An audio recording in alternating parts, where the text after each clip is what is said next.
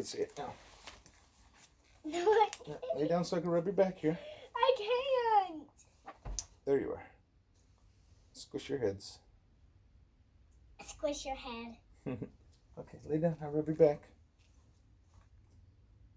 The tiny world of modern science.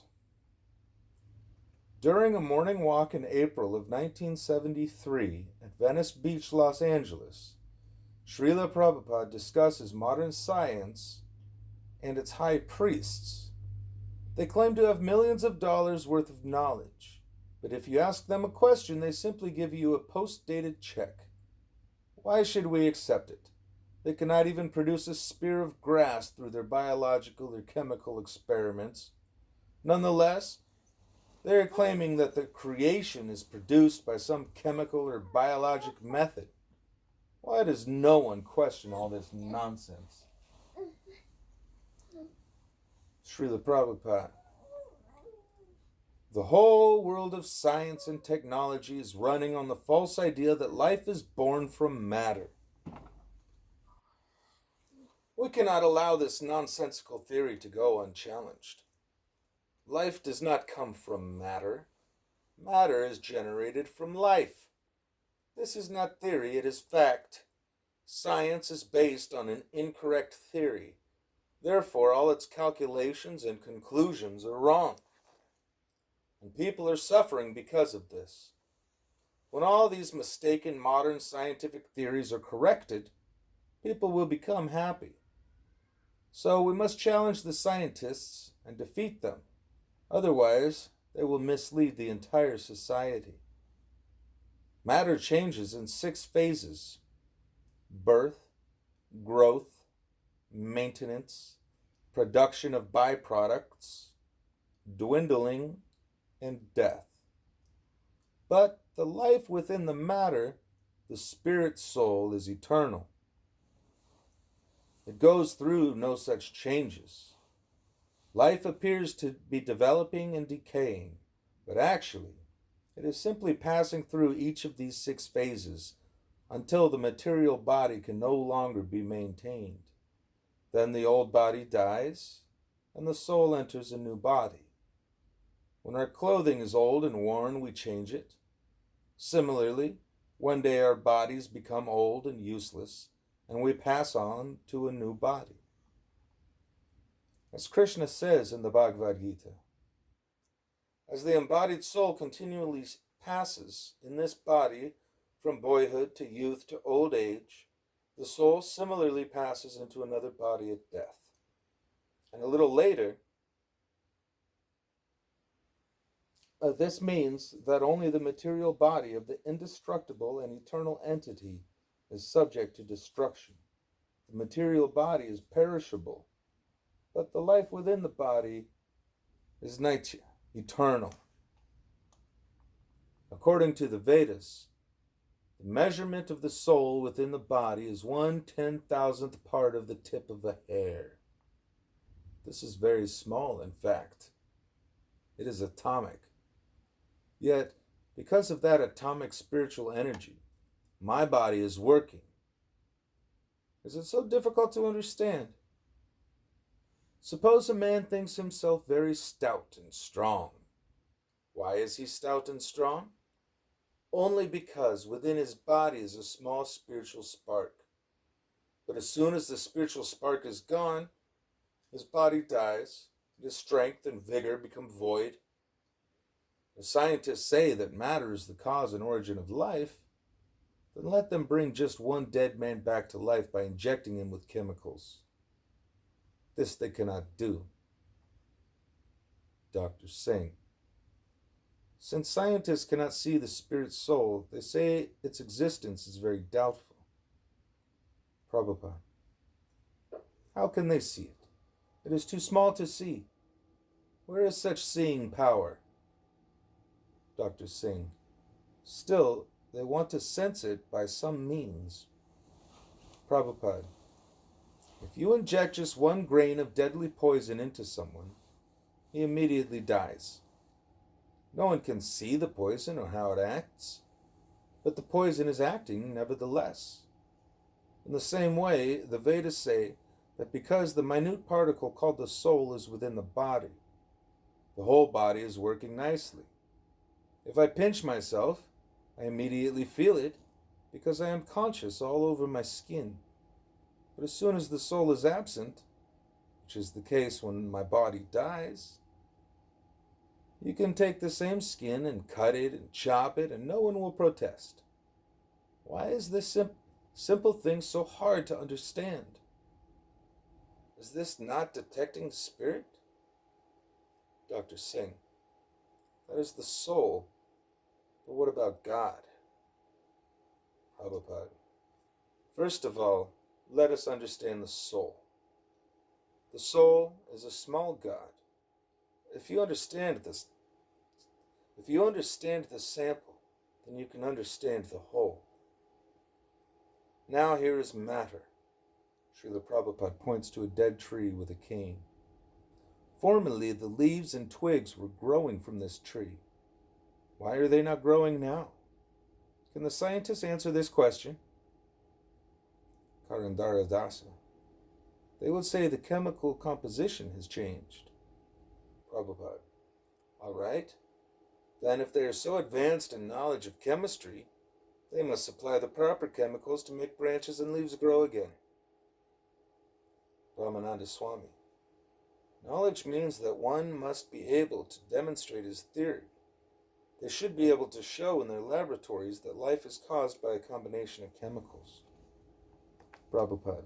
Yes, the scientific method means first observation, then hypothesis, then demonstration. But these scientists cannot demonstrate their hypothesis. They simply observe and then speak nonsense. Scientists say that the chemicals are the cause of life. But all the chemicals that were there when the tree was living are still present. And life energy is also there. There are thousands of microbes in the tree, and they are all living entities. No one can claim that life energy is lacking in the body of this tree. Dr. Singh. But what about the life energy of the tree itself? Prabhupada. Yes, that is the difference. The living force is individual, and the particular individual living entity, which was the tree, has left. This must be the case, since all the chemicals that are necessary to support life are still there, yet the tree is dead. Here is another example. Suppose I am living in an apartment, and then I leave it. I am gone, but many other living entities remain there, ants, spiders, and so forth. It is not true that simply because I have left the apartment, it can no longer accommodate life. Other living entities are still living there. It is simply that I, an individual living being, have left. The chemicals in the tree are like the apartment. They are simply the environment for the individual living force, the soul, to act through. Thus, the scientists will never be able to produce life in the chemical laboratory. The so-called scientists say that life begins from chemicals, but the real question is, where have the chemicals come from? The chemicals come from life, and this means that life has mystic power. For example, an orange tree contains many oranges, and each orange contains chemicals, citric acid and others. So where have these chemicals come from? Obviously, they have come from the life within the tree. The scientists are missing the origin of the chemicals. They have started their investigation from the chemicals, but they cannot identify the origin of the chemicals. Man produces many chemicals. The Supreme Life, the Supreme Lord, is producing all the chemicals found in the atmosphere, in the water, in humans, in animals, in the earth. That is called mystic power. Unless the mystic power of the Supreme Lord is accepted, there is no solution to the problem of the origin of life. Dr. Singh. The scientists will reply that they cannot believe in mystic power. Prabhupada. But they must explain the origin of the chemicals. Anyone can see that an ordinary tree is producing many chemicals. They cannot deny it. But how does it produce them? Since they cannot answer this, they must accept that the living force has mystic power. I cannot explain how my fingernail is growing out of my finger. It is beyond the power of my brain. In other words, it is growing by inconceivable potency, or Achinta Sakti. So, if Achinta Sakti exists in an ordinary being, imagine how much Achinta Sakti God possesses. The difference between God and me is that although I have the same potencies as God, I can produce only a small quantity of chemicals, whereas He can produce enormous quantities. I can produce a little water, whereas He can produce enormous quantities in the form of perspiration. But God can produce the seas. Analysis of one drop of seawater gives you the qualitative analysis of the sea without any mistake. Similarly, the ordinary living being is part and parcel of God. So by analyzing the living beings, we can begin to understand God. In God, there is great mystic potency. God's mystic potency is working swiftly, exactly like an electric machine. Machines operate by certain energy, and they're so nicely made that all the work is done simply by pushing a button. Similarly, God said, "Let there be creation," and there was creation. Considered in this way, the workings of nature are not very difficult to understand. God has such wonderful potencies that the creation, on His order alone, immediately takes place. Brahmananda Swami. Scientists don't accept God or Achinta Sakti. Prabhupada. That is their rascaldom. God exists, and as Achinta Sakti also exists. Karandara Dasa. Scientists say that life was created biochemically. Prabhupada. And I say to them, why don't you create life? Your biology and chemistry are very advanced, so why don't you create life? Karandara Dasa. They say they will create life in the future. 70s we're talking about here. Prabhupada. When in the future? If the scientists know the creative process, why can't they create life now? If life has a biochemical origin, and if biologists and chemists are so advanced, why can't they create life in their laboratories? When this crucial point is raised, they say, we shall do it in the future. Why in the future? That is nonsense. Trust no future, however pleasant.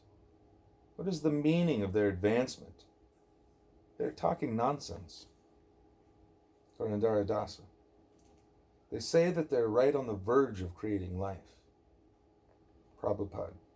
That is also future in a different way. They must accept that they still do not know the truth about the origin of life. Since they are expecting to be able to create life in the future, presently their knowledge must be imperfect. Their proposal is something like giving someone a post-dated check. Suppose I owe you $10,000 and I say, yes, I will pay you the entire sum with the post-dated check. Is that all right? If you are intelligent, you will reply, at present, give me at least $5 in cash so I can see something tangible. Similarly, the scientists cannot produce even a single blade of grass by biochemistry. Yet still they claim that life is produced from matter. What is this nonsense? Is no one questioning this? We can prove that life began from life. Here is the proof. When a father begets a child, the father is living and the child is living. But where is the scientist's proof that life comes from matter? We can prove that life begins from life.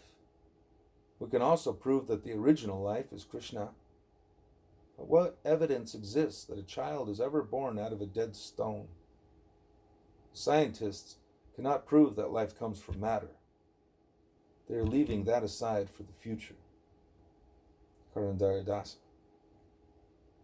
The basis of what the scientists call scientific integrity is that they talk only about what they can experience through their senses. Prabhupada. Then they are suffering from what we call Dr. Frog's philosophy. There was once a frog who had lived all his life in a well. One day, a friend visited him and informed him of the existence of the Atlantic Ocean. "Oh, what is this Atlantic Ocean?" asked the frog in the well. "It is a vast body of water," his friend replied. "How vast? Is it double the size of this well?" "Oh no, much larger," his friend replied. "How much larger? 10 times the size?" In this way, the frog went on calculating. But what was the possibility of his ever understanding the depths and far reaches of the great ocean? Our faculties, experience, and powers of speculation are always limited. The frog was always thinking in terms relative to his well. He had no power to think otherwise. Similarly, the scientists are estimating the absolute truth, the cause of all causes, with their imperfect senses and minds, and thus they are bound to be bewildered. The essential fault of the so-called scientists is that they have adopted the inductive process to arrive at their conclusions. For example, if a scientist wants to determine whether or not man is mortal by the inductive process, he must study every man to try to discover if some or one of them may be immortal. The scientist says, "I cannot accept the proposition that all men are mortal. There may be some men who are immortal. I have not yet seen every man, therefore how can I accept that man is mortal?" This is called the inductive process. And the deductive process means that your father, your teacher, or your guru says that man is mortal, and you accept it. Dr. Singh. So there is an ascending process of gaining knowledge so there is an ascending process of gaining knowledge and a descending process. Prabhupada. Yes. The ascending process will never be successful because it relies on information gathered through the senses, and the senses are imperfect. So we accept the descending process. God cannot be known by the inductive process. Therefore, he is called Adahoksaja, which means unknowable by direct perception. The scientists say that there is no God because they are trying to understand by direct perception. But he is Adahoksaja. Therefore, the scientists are ignorant of God because they are missing the method of knowing him. In order to understand transcendental science, one must approach a bona fide spiritual master, hear from him submissively, and render service to him. Lord Krishna explains this in the Bhagavad Gita. Dr. Singh. There is a scientific journal called Nature.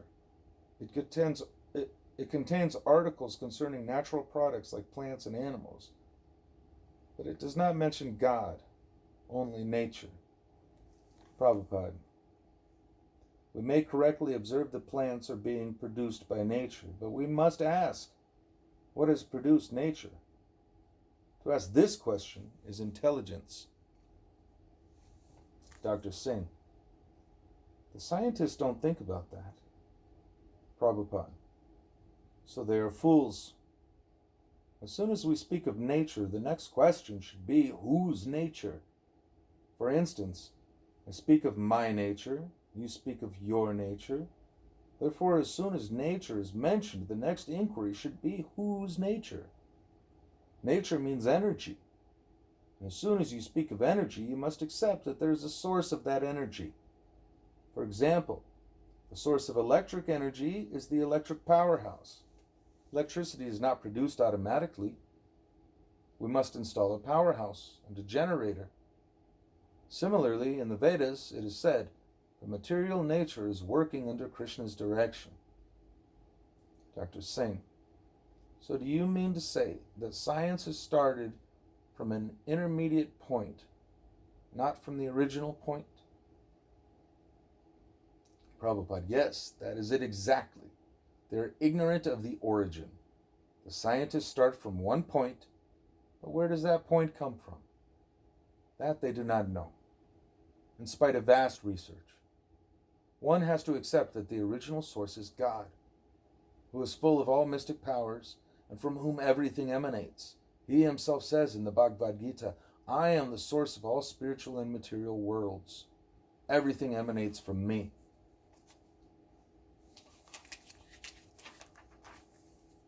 Our conclusions are not based on blind faith. They're most scientific. Matter comes from life. In life and the origin, there are unlimited material resources. That is the great mystery of creation.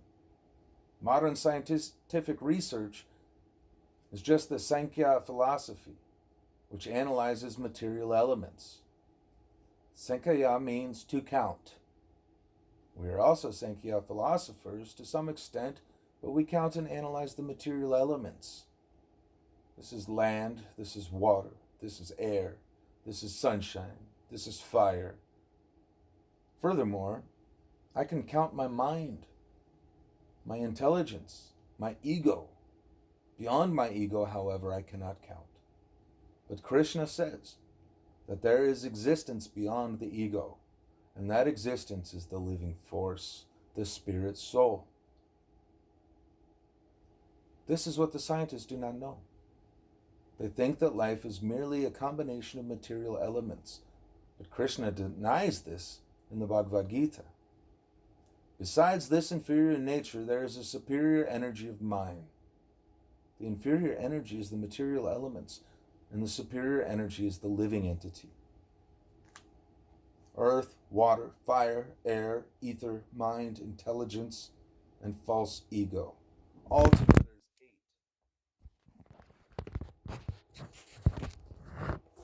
8. Altogether, these 8 comprise my separated material energies. Krishna explains here in the Bhagavad Gita that Vayu, gas, comes from him, and that finer than the gas is Kaham, ether. Finer than ether is the mind. Finer than the mind is intelligence. Finer than the intelligence is the soul. But the scientists do not know this. They can perceive only gross things. They mention Vayu, but where does the Vayu come from? Where does the gas come from? Dr. Singh, they cannot answer. Prabhupada, but we can answer. We have the knowledge the gas comes from Kaham, or ether. Ether comes from mind. Mind comes from intelligence. Intelligence comes from Krishna's superior energy, the spirit soul. Dr. Singh, are both inferior and superior energies studied in Sankhya philosophy? Prabhupada, no. Sankhya philosophers do not know of superior energy. They simply analyze the material elements, just as the scientists do.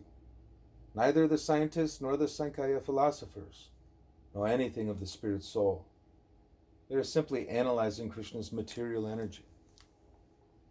Dr. Singh, they're analyzing the creative material elements. Prabhupada, material elements are not creative. The soul is creative. No one can create life with only matter, and matter cannot create itself. You, a living entity, can mix hydrogen and oxygen to create water. But matter itself has no creative energy.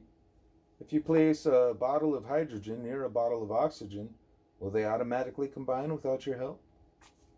Dr. Singh, no. They must be mixed. Prabhupada, yes. The superior energy, the living entity, is required. Oxygen and hydrogen are inferior energy. But when the superior energy mixes them, they can become water. Inferior energy has no power unless superior energy is involved. This sea, indicating the Pacific Ocean, is calm and quiet. But when superior force, air, pushes it, high waves are created. The sea has no power without the superior force. Similarly, there is another force superior to the air, and another, until we arrive at Krishna, the most superior force. This is real research. Suppose a railroad chain is just starting to move. The engine pushes one car, which pushes another, and so on until the entire train is moving. And the whole motion originates with the engineer, a living entity.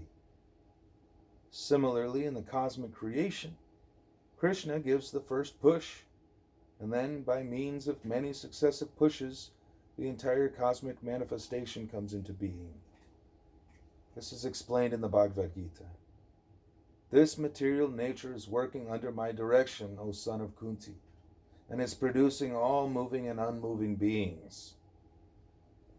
And a little later, all species of life are made possible by birth and material nature, and I am the seed-giving Father. For example, if we sow a banyan seed, a huge tree eventually grows up and produces millions of new seeds.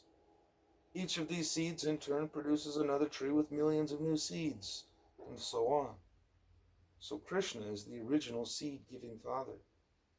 Unfortunately, the scientists only observe the immediate cause. They do not perceive the remote cause. There are two causes, the immediate cause and the remote cause.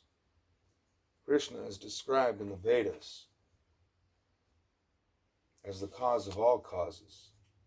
If you understand the cause of all causes, then you understand everything. If you know the original cause, the later subordinate causes are automatically known. Although the scientists are searching after the original cause, and the Vedas, which contain perfect knowledge, give the original cause, they won't accept. They keep to their partial, imperfect knowledge.